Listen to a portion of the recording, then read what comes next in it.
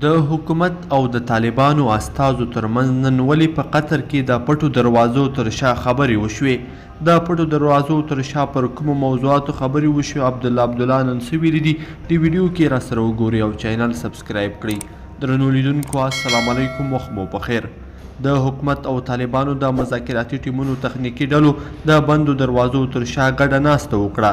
د سولې لپاره د حکومت او طالبانو تخنیکي یا تماس ډلو نن د رسنیو په نشتون کې ګډه ناسته وکړه.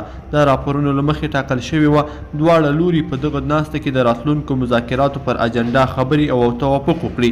د حکومت د مذاکراتي ټیم ویان احمد نادري وایي یا د ناستې د دواړو ډلو ترمنځ د کاري مشورو په خاطر ترسره کړي، خو په اړه یې جزئیات نه دي ورکړي. د ملي روغې جوړې عالي شورا رئیس عبدالله چې نن یې قطر کې وي خبري غونډې ته خبرې کولې وویل په دغه ناستې کې به دواړه لوري هغه اساسي پوښتنې مطرح کړي چې تر کوم ډول نظام لاندې ګډ ژوند وکړي. عبدالله خبریالانو ته په خبرو کې وویل سره له دې چې د دواړو لوري ترمنځ د نظر اختلافات شته، خو په وینا یې مذاکرات باید جاري وساتل شي.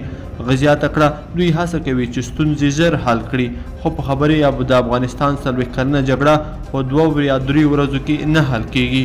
لیدونکو په دې هیله چې دا ویډیو به مو تر پایه راسره لیدلې وي. که مو دا ویډیو خوښه شوې ویډیو لایک کړئ د سره او چینل ضرور سبسکرایب کړئ. تر بیا ښه وخت د لوی الله په امان.